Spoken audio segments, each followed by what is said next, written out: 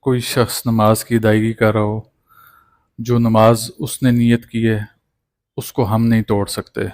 جب تک وہ خود نیتاً یا قصداً اس نماز کو ختم نہیں کرتا۔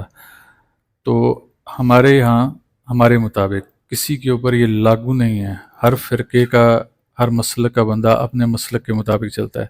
لیکن جو دین ہم تک پہنچا اس کے مطابق اگر کوئی شخص نماز ادا کر رہا ہے، آپ اس کے مصلی کی حدود سے باہر سے گزر گئے تو اس کی نماز کے اوپر قطعاً کوئی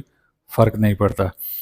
لیکن آپ نے دیکھا ہوگا کہ ابھی یہ صاحب نماز پڑھ رہے تھے تو میں نے اپنے خادم کو کہا کہ پیچھے سے گھوم کے آ جاؤ، تو اب یہ دو تضاد آ گیا۔ ایک طرف میں کہتا ہوں اس سے نماز ٹوٹتی نہیں ہے، پھر میں اپنے خادم سے کہہ رہا ہوں پیچھے سے آ جاؤ۔